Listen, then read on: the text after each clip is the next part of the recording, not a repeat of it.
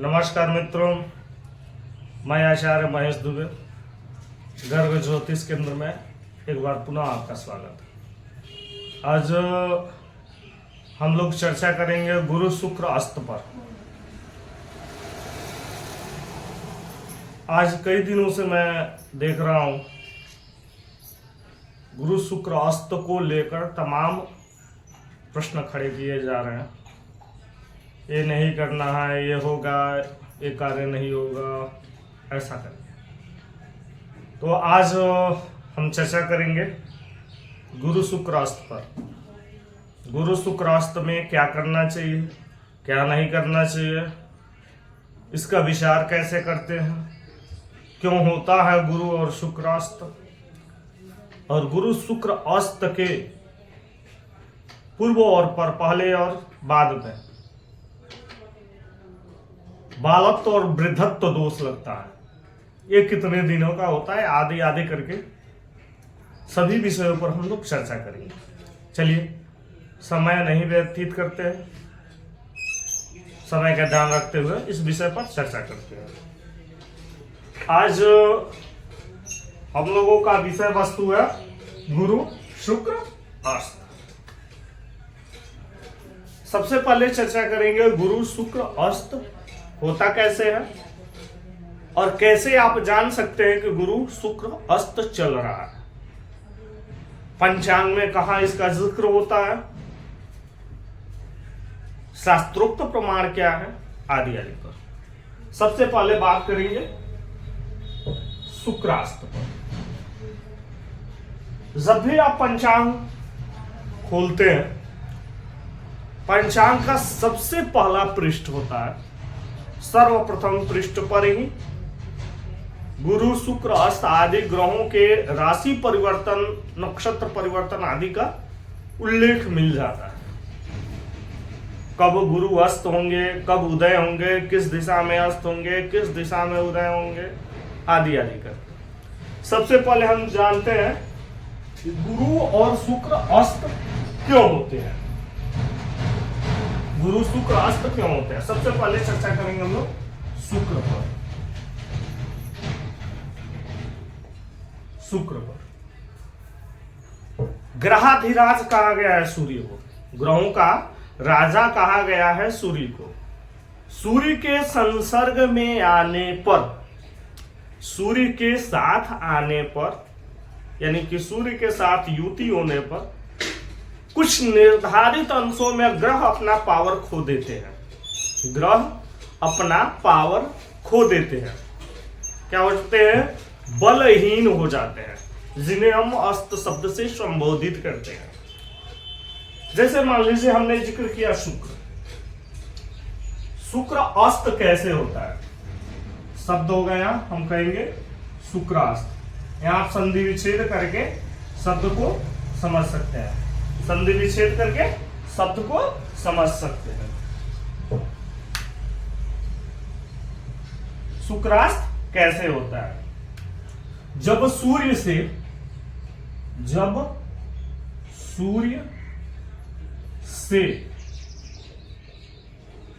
10 अंश की दूरी पर शुक्र आता है तो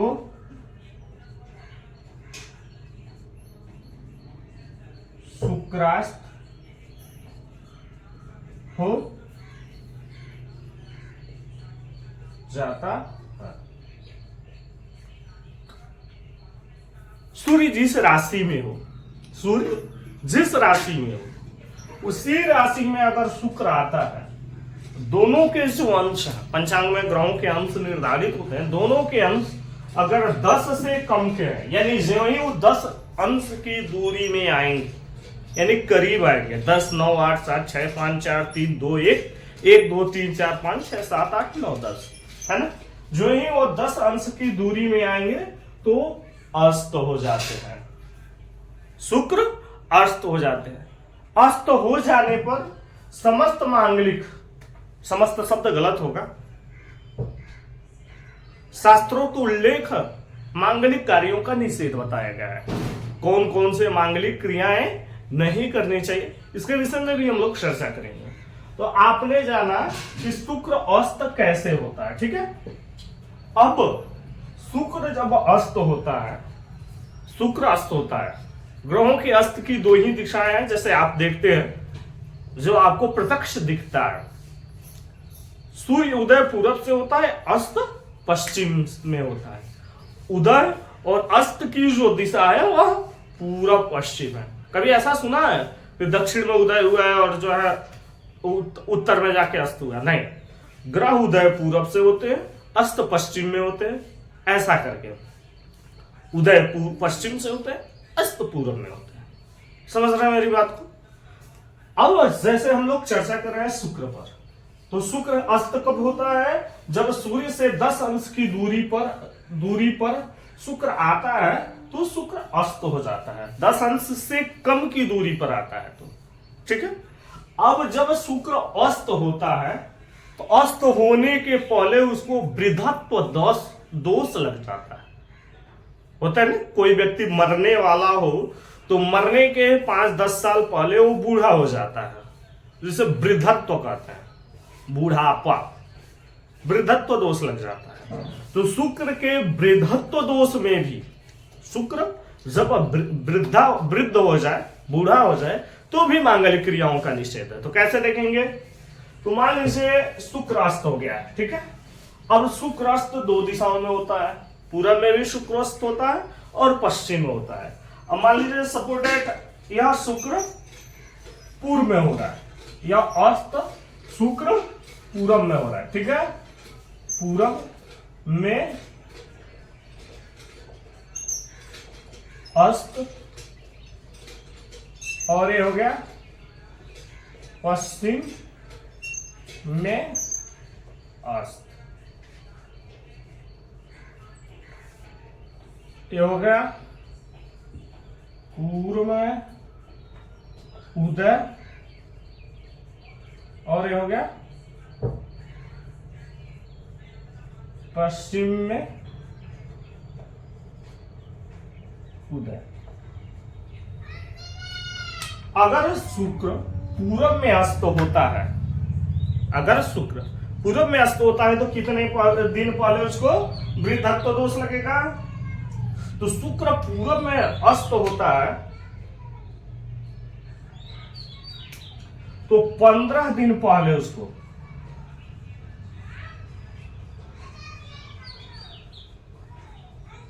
क्या होगा?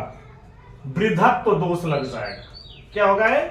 वृद्धत्व दोष लग जाएगा, वृद्धत्व दोष लग जाएगा, ठीक है।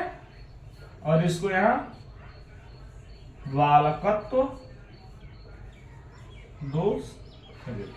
अगर शुक्र पूरब में अस्त होता है तो 15 दिन पहले उसको वृद्धत्व दोष लग जाएगा। वही शुक्र अगर पश्चिम में अस्त होता है, शुक्र पूरब में अस्त होता है तो कितने दिन पहले वृद्धत्व दोष लगेगा? 15 दिन पहले। अगर शुक्र पश्चिम में अस्त होता है तो उसको जो है 5 दिन पहले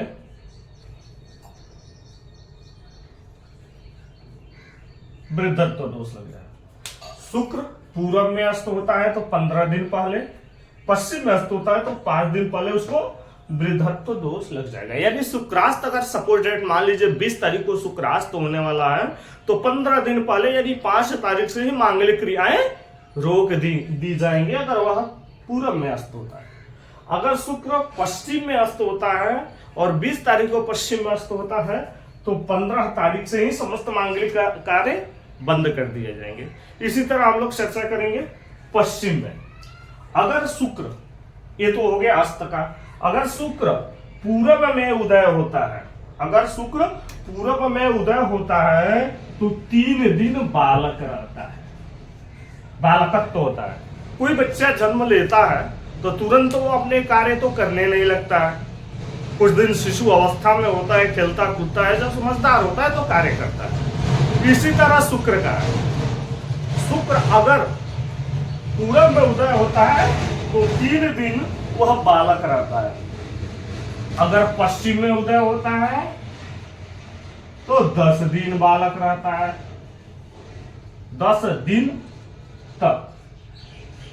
उदय होने के 3 दिन, अगर पूरब में उदय होता है तो उदय होने के 3 दिन बाद तक वह बालक होता है, और पश्चिम में उदय होता है तो 10 दिन बाद तक वह बालक होता है। ये तो आपने जाना गुरु और शुक्र के बालत्व और वृद्धत्व का कारण और समय सीमा। नहीं सॉरी, शुक्र के बालत्व और वृद्धत्व का समय और कारण।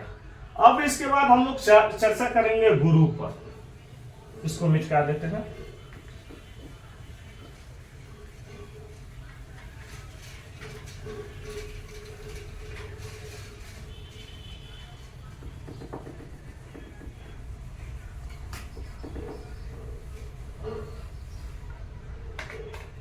अब हम चर्चा करेंगे गुरु पर।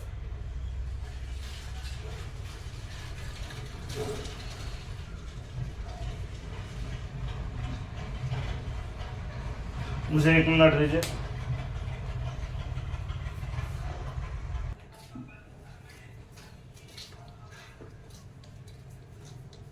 आपने शुक्र अस्त के विषय में तो विस्तृत समझ लिया। अब हम चर्चा करेंगे हम लोग गुरु अस्त। जैसे शुक्र अस्त होता है उसी प्रकार जो है गुरु भी अस्त होता है। गुरु का अंश कितना है? गुरु का अंश कितना है? जो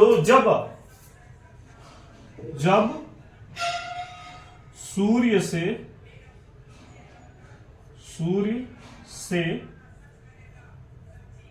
11 अंश के अंतराल पर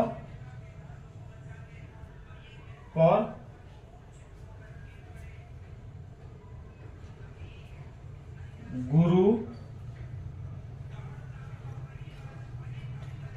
आ जाए तो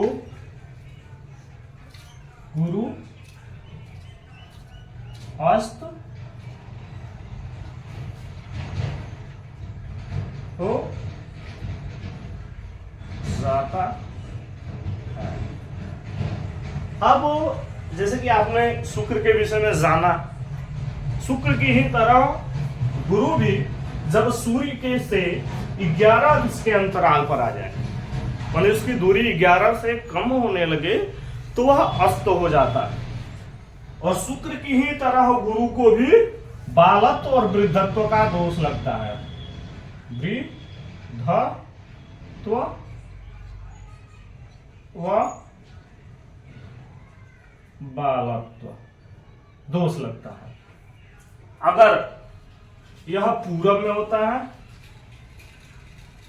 पूर्व में होता है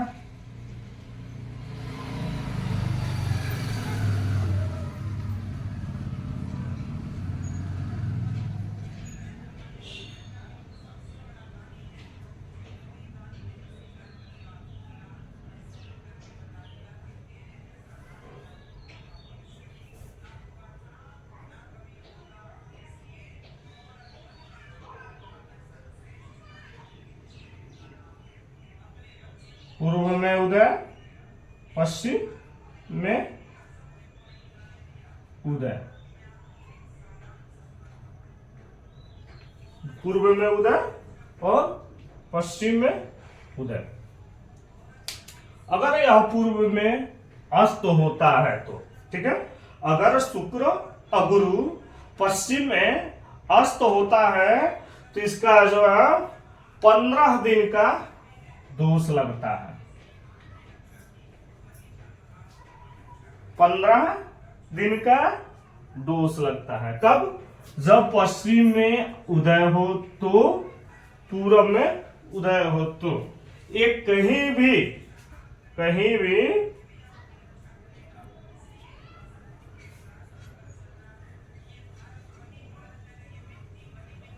किसी भी दिशा में गुरु उदय हो या अस्त हो तो 15 दिन का दोष लगता है गुरु का। गुरु किसी भी दिशा में उदय हो या अस्त हो तो 15 दिन का दोष लगता है। लेकिन कुछ विद्वान इसको 10 दिन मानते हैं, कुछ विद्वान 7 दिन मानते हैं, और 10 दिन, 7 दिन, 10 दिन, 7 दिन, 10 दिन, 7 दिन। अगर यह पूर्व में अस्त हो तो 15 दिन, या कुछ विद्वानों के मत से 10 दिन, कुछ विद्वानों के मत से 7 दिन।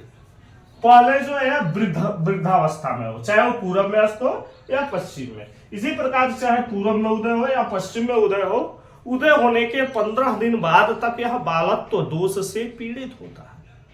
लेकिन हमारे धर्म शास्त्रों में लिखा है, ज्योतिष के तमाम मुहूर्त आदि ग्रंथों में आप पा जाएंगे, बृहद ज्योतिषार, मुहूर्त चिंतामणि, मुहूर्त दीपक आदि धर्म पुस्तकों में आप धर्म शास्त्रों में पा जाएंगे, शास्त्रों में, कि उदय और अस्त होने का जो ये दोष है 15 दिन, 10 दिन या 7 दिन, इन दिनों पूर्व और पर में मांगलिक क्रियाएं नहीं करनी चाहिए। लेकिन अति आवश्यक होने पर, अति आवश्यक होने पर गुरु उदय व अस्त का दोष सिर्फ 3 दिन ही लगता है। गुरु शुक्र उदय और अस्त होने का दोष सिर्फ 3 दिन लगता है। आपने विस्तृत समझ लिया उदय और अस्त का। अब चर्चा करेंगे कि गुरु शुक्र उदय और अस्त में कौन कौन से कार्य नहीं करने चाहिए और नहीं करना चाहिए, इस पर चर्चा करेंगे।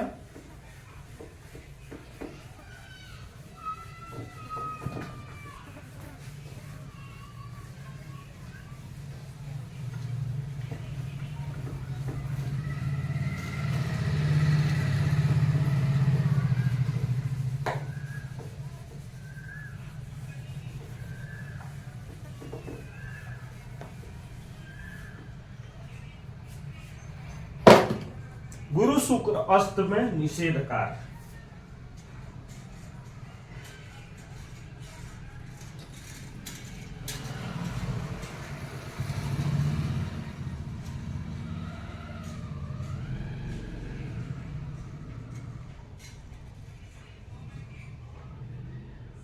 निषिद्ध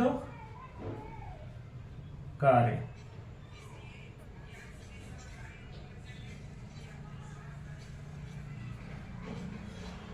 गुरु शुक्र अस्त में निषिद्ध कार्य का। अब हम लोग चर्चा करेंगे गुरु शुक्र में, शुक्रास्त में निषिद्ध कार्य का क्या क्या नहीं करना चाहिए। तो सबसे पहले वापी,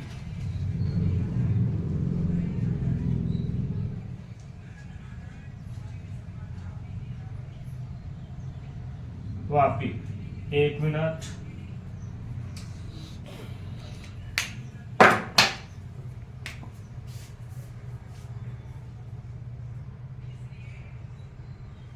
वापी, वापी माने होता है बावड़ी, छोटे छोटे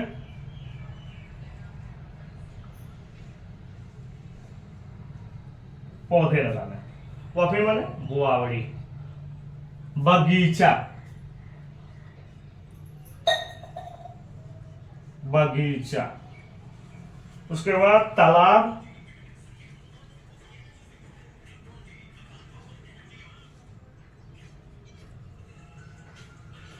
गृहारंभ,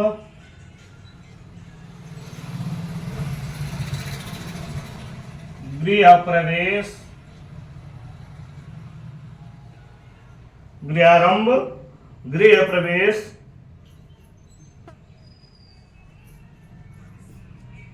व्रत आरंभ करना, व्रत आरंभ करना और उद्यापन करना, व्रत आरंभ करना और उद्यापन करना, वधू प्रवेश,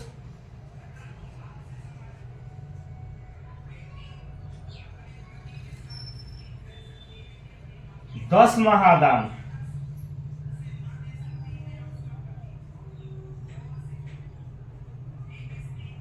अब आप कहेंगे कि ये 10 महादान क्या है, तो स्वर्ण दान, तिल दान, स्वर्ण दान, तिल दान,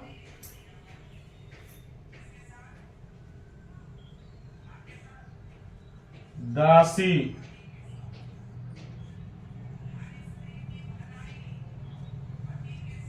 स्वर्णनाग,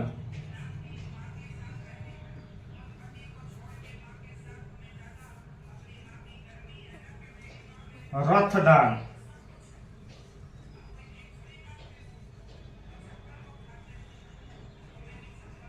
भूमिदान,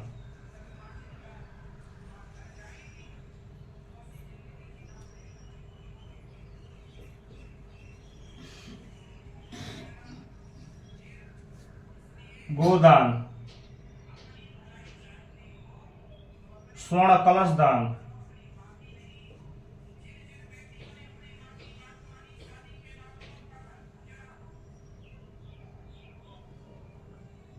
स्वर्ण कलश दान और कन्यादान।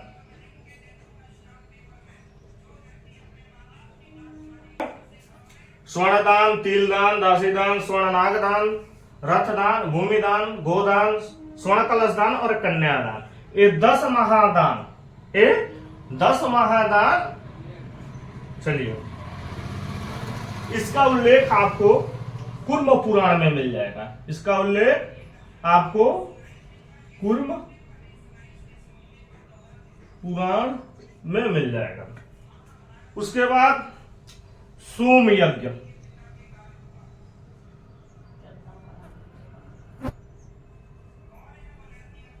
सोम यज्ञ, अष्टका श्राद्ध,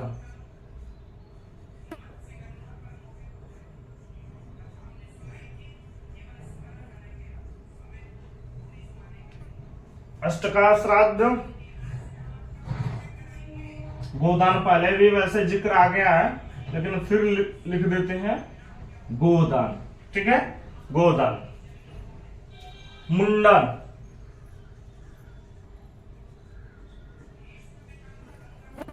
मुंडन, नए अन्न का भक्षण करना, नवान, नवान भक्षण। ठीक है, नवान भक्षण, जलशाला, जलशाला। ठीक है, प्रथम बार श्रावणी,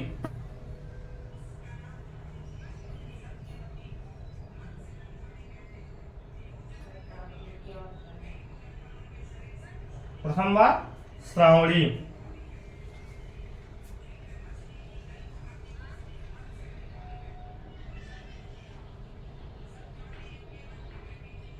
वेद व्रत और वेदारंभ भी है, नील वृषोत्सर्ग,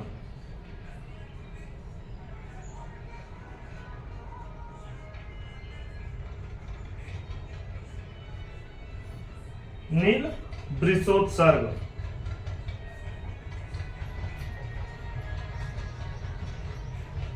जिन बच्चों के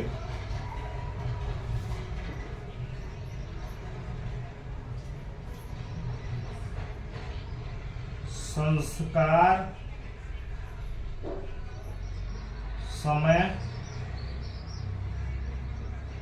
बीत गया, उसके बाद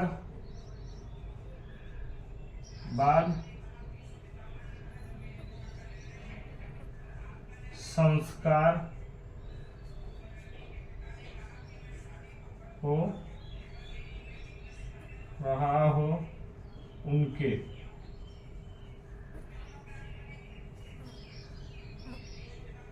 जात कर्म,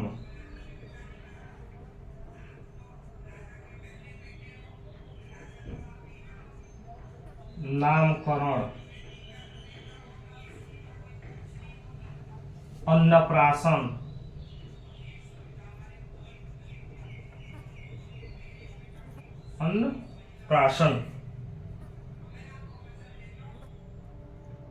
आदि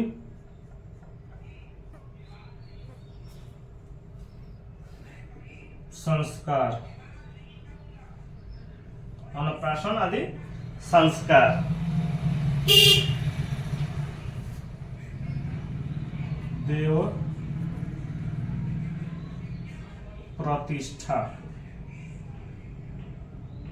देव प्रतिष्ठा, दीक्षा ग्रहण करना,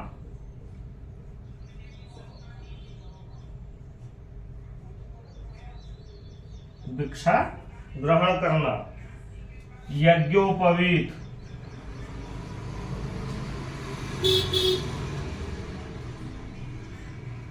विवाह, यज्ञोपवीत विवाह, प्रथम बार तीर्थ यात्रा,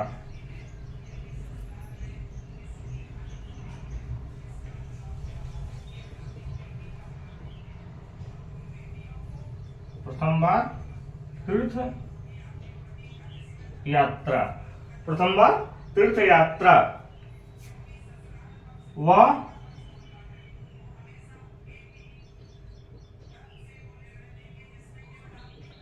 देव दर्शन, प्रथम बार तीर्थ यात्रा व देव दर्शन।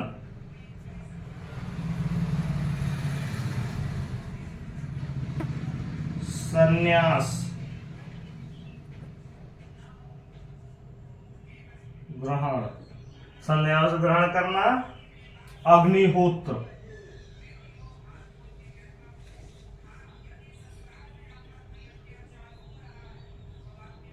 अग्निहोत्र,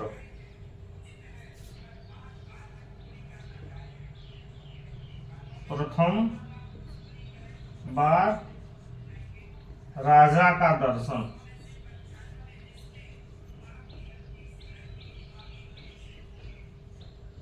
प्रथम बार राजा का दर्शन। राज्याभिषेक,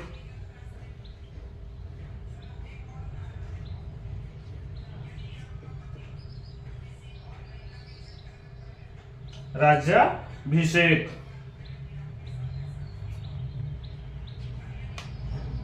प्रथम बार विदेश यात्रा, प्रथम बार विदेश यात्रा। चातुर्मास व्रत,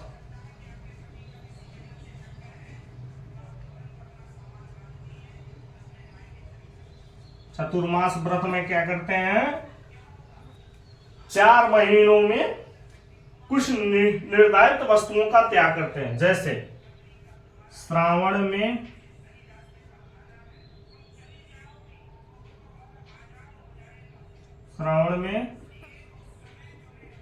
साग,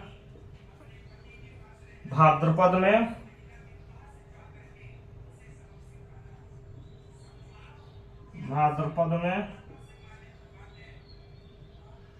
दही,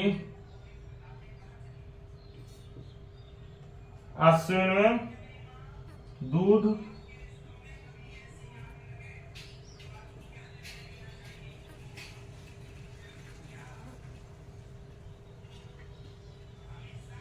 आश्विन में दूध, कार्तिक में दाल।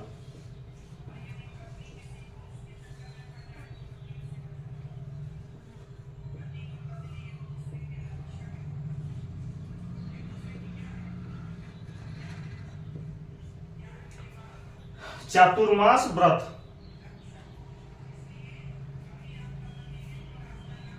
समावर्तन,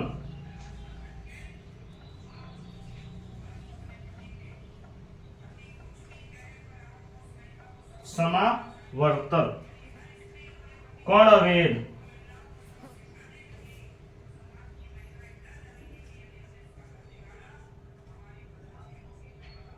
कर्णवेद,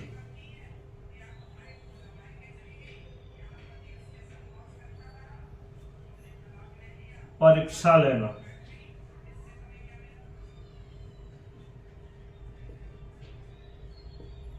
परीक्षा लेना, कि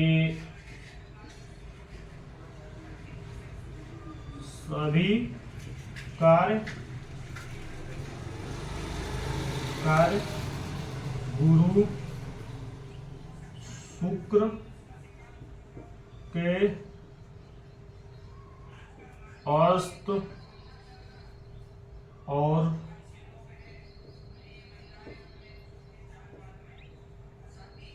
बालत्व,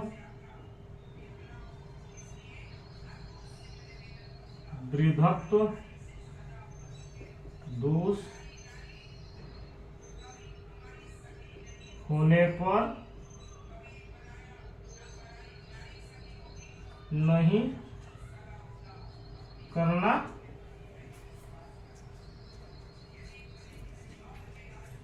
चाहिए।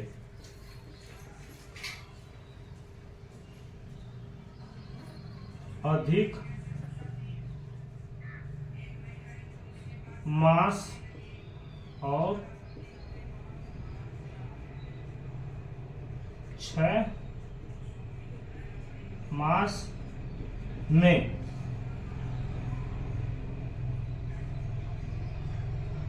चंद्रमा के अस्त और बालत्व दोष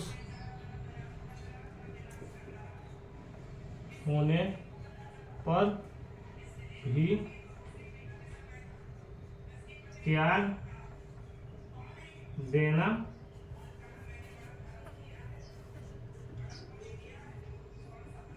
चाहिए।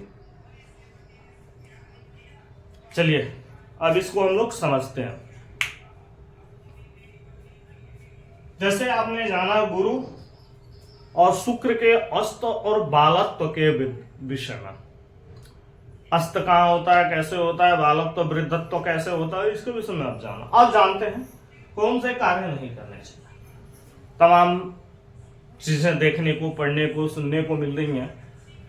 पूजा नहीं कराएंगे, ये नहीं होगा, वो नहीं होगा, ऐसा करके तमाम चीजें आपको मिलेंगी।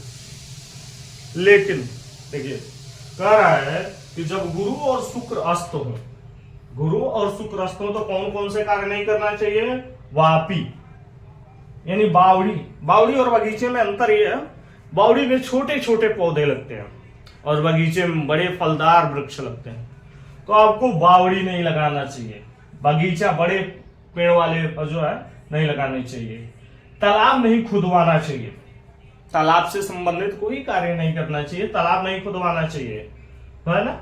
उसके बाद गृहारंभ और गृह प्रवेश, भूमि पूजन वगैरह कराते हैं, नए मंडप के निर्माण के लिए आप भूमि पूजन वगैरह कराते हैं, तो गृहारंभ और गृह प्रवेश नहीं करना चाहिए। व्रत आरंभ नहीं करना चाहिए।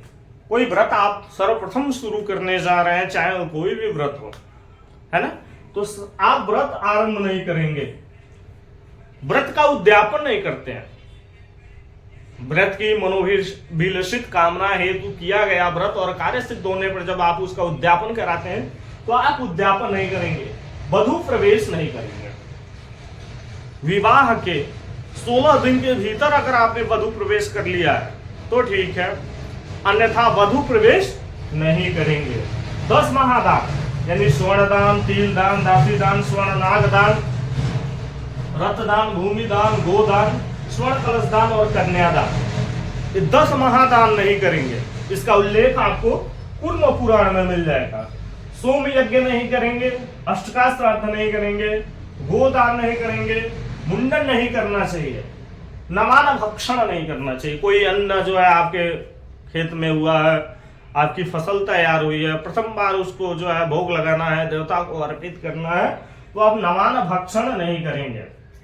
जलशाला, कहीं जो है आपको कुआं खुदवाना है, आरओ प्लांट लगवाना है, हैंड पाइप लगवानी है, जलशाला वगैरह का निर्माण करना है, तो गुरु शुक्र के अस्त होने पर प्रथम बार जलशाला नहीं बनवाना चाहिए, प्रथम बार श्रावणी नहीं करना चाहिए, वेद व्रत नहीं करना चाहिए। नील वृषोत्सर्ग, नील वृषोत्सर्ग में किसी कामना सिद्धि के लिए किया गया वृषोत्सर्ग जो है नहीं करना चाहिए। नील वृषोत्सर्ग श्राद्ध में भी होता है, तो श्राद्ध में नील वृषोत्सर्ग का निषेध नहीं है। श्राद्ध में जो नील वृषोत्सर्ग करते हैं जो है 12वें दिन 13वें दिन जाति अंतर्गत व्यवस्था के अनुरूप जो है और नील वृषोत्सर्ग कर सकते हैं, लेकिन वैसे स्वेच्छा से किसी कामना सिद्धि के लिए आप नील वृषोत्सर्ग करेंगे जिसमें आप उसको काम वृषोत्सर्ग शब्द से संबोधित कर सकते हैं, तो नील वृषोत्सर्ग नहीं करना चाहिए। जिन बच्चों के संस्कार शेष रह गए, समय के अनुरूप व्यवस्था के अनुरूप नहीं हुआ है, फिर बाद में उसको कराना है ना। वैसे बच्चों का जो है संस्कार, जैसे मैंने लिख दिया है, जिन बच्चों के संस्कार समय बीत गया उसके बाद भी संस्कार हो रहा हो, जैसे उनके जाकर नामकरण अन्नप्राशन आदि संस्कार नहीं करना चाहिए। देवताओं की प्रतिष्ठा, मूर्तियों की प्राण प्रतिष्ठा, जो भगवान की प्रतिमाओं का जो है प्रतिष्ठा होता है मंदिरों में, तो देवताओं की प्रतिष्ठा, देवताओं की प्राण प्रतिष्ठा, मंत्र दीक्षा ग्रहण, जो गुरु से हम दीक्षा लेते हैं जो है दीक्षा ग्रहण, यज्ञोपवीत, विवाह, प्रथम बार तीर्थ यात्रा करना, प्रथम बार आप कहीं यात्रा पे जा रहे हो, तीर्थ यात्रा पे जा रहे हो, प्रथम बार देव दर्शन करना, संन्यास ग्रहण करना, अग्निहोत्र। अब आप कहेंगे ये अग्निहोत्र क्या होता है?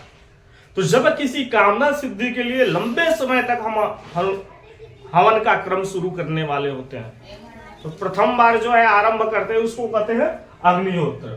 ठीक है, अग्निहोत्र। प्रथम बार किसी राजा का दर्शन करना, राजशाही तो खत्म हो गया, अब तो हमारे बड़े बड़े नेता है, प्रधानमंत्री से मिलने जाना है, मंत्री से मिलने जाना है, मुख्यमंत्री से मिलने जाना है, ऐसे जो है तो प्रथम बार राजा का दर्शन, राज्याभिषेक, राजा नहीं तो राज्याभिषेक किसका? तो बड़े पदों पर आसीन होने के लिए, यानी नौकरी ज्वाइन करना। अब समय सीमित रह रहा है, बाउंडेशन है, नहीं 10 तारीख को आपको ज्वाइनिंग कर ही लेना चाहिए, लेकिन ऐसा विकल्प हो कि आपके पास चॉइस ऑप्शन हो, तो गुरु शुक्र अस्त में जो है आपको किसी पद को नहीं लेना चाहिए। राज्याभिषेक, प्रथम बार विदेश यात्रा करना, जब पहली बार अब आप अपने देश को छोड़कर दूसरी देश में जा रहे हैं।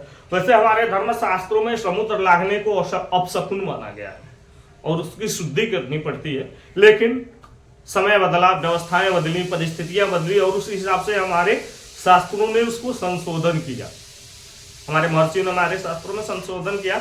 अब विदेश यात्रा एक सामान्य बात है ना। तो प्रथम बार जब आप विदेश यात्रा कर रहे हो, ठीक है, चातुर्मास व्रत कर रहे हो। चातुर्मास व्रत क्या होता है कि 4 महीनों में जो है, कब से, श्रावण से लेकर कार्तिक तक तो कुछ निर्धारित अन्नों का त्याग करके जो है, और आप एक समय भोजन करते हैं, ब्रह्मचर्य का पालन करते हैं, भगवत भक्ति करते हैं। नवधा भक्ति में कोई भी किसी भी प्रकार से आप भगवत भक्ति करते हैं, है ना। तो क्या है, श्रावण में आप साग नहीं खाते हैं, चातुर्मास व्रत करते हैं, तो श्रावण में साग, भाद्रपद में दही, आश्विन में दूध, कार्तिक में दाल का त्याग करना।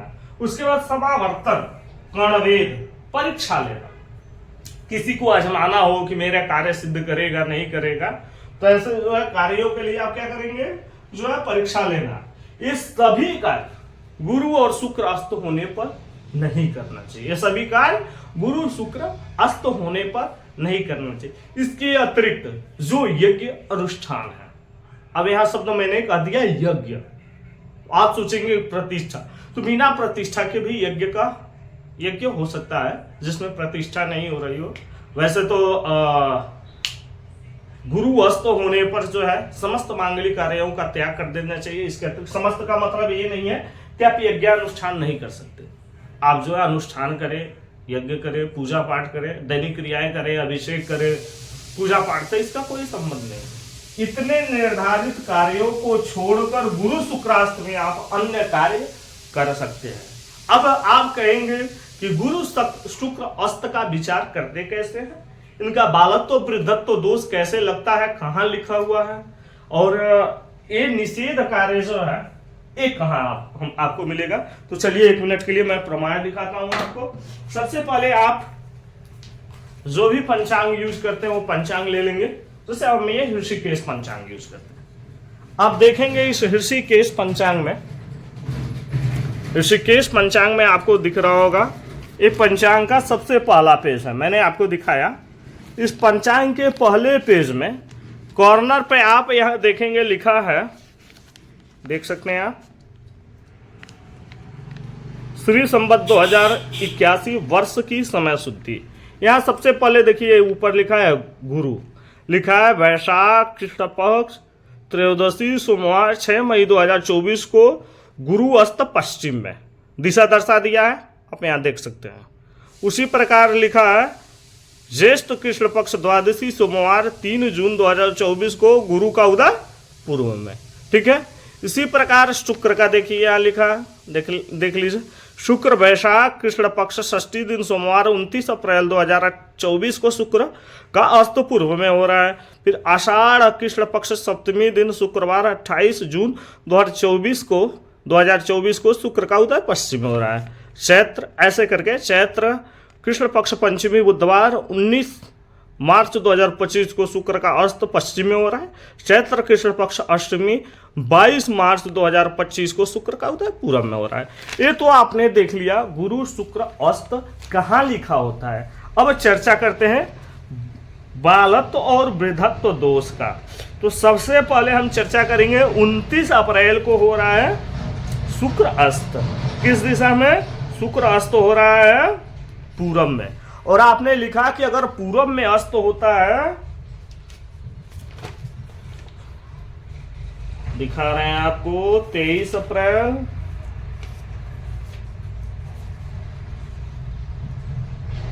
29 अप्रैल, आप यहां देख सकते हैं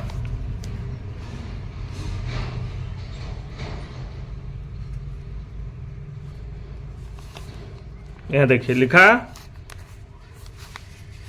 ये अंगूठे के पास हमारे देख सकते हैं, आवश्यक होने पर सिर्फ 3 दिन का जो है बालत्व वृद्धत्व दोष लगता है। यहाँ लिखिए आवश्यक होने पर शुक्र वार्धक्य आरंभ, ठीक है, शुक्र वार्धक्य आरंभ। देखिए लिखा है, ये तारीख आपको वैशाख कृष्ण पक्ष में तारीख दिख जाएगी, तीसरी लाइन है, तो तीसरी लाइन आपको दिख जाएगी 26 तारीख को। 26 तारीख को रात में 11:24 पर शुक्र अस्त हो चुका है, ठीक है। शुक्र अस्त नहीं हुआ, शुक्र बालत्व वृद्धत्व दोष से पीड़ित हो चुका है। तो आप इस तरह गुरु शुक्र अस्त के विषय में तो जान लिए। अब इसका प्रमाण देखते हैं कि किन ग्रंथों में इसका उल्लेख है, ठीक है। आप यहां देख सकते हैं, यह आपकी पुस्तक है मुहूर्त चिंतामणि, आप देख सकते हैं मुहूर्त चिंतामणि। और आप यहाँ पेज पर देख सकते हैं, देखिए स्पष्ट शब्दों में आपको दिख रहा होगा पेज संख्या, पृष्ठ संख्या 56 पे आपको दिख रहा है कि कौन कौन से कार्य करने चाहिए और कौन कौन से कार्य नहीं करने चाहिए, सब प्रमाण। इसके अतिरिक्त आप देख सकते हैं हमारे पास एक और धर्म ग्रंथ है, धर्म शास्त्र, ज्योतिष शास्त्र का एक पुस्तक है जिसका नाम है बृहद ज्योतिषार। बृहद ज्योतिषार में आप यहां देख सकते हैं स्पष्ट शब्दों में लिखा है कौन कौन से कार्य करने चाहिए और कौन करने से कार्य नहीं करने चाहिए, पृष्ठ संख्या 25। और यहां भी आप देख सकते हैं उसके बालत्व वृद्धत्व के दोष के विषय में चर्चा किया है, ठीक है। तो इस वीडियो का उद्देश्य है कि आप सही चीजों को जानें, इस वीडियो का उद्देश्य है कि आप सही चीजों का जानें, क्योंकि समाज में तमाम भ्रांतियां फैली हुई हैं। मैंने सब प्रमाण आपको उपलब्ध कराया है यज्ञानुष्ठान के लिए, अनुष्ठान वगैरह के लिए कोई निषेध नहीं। आप अनुष्ठान वगैरह कर सकते हैं, पूजा पाठ कर सकते हैं, दैनिक क्रियाएं कर सकते हैं, नित्य और नैमित्तिक कार्य कर सकते हैं। मिलते हैं अगले वीडियो में नए विषय वस्तु के साथ। तब तक के लिए नमस्कार।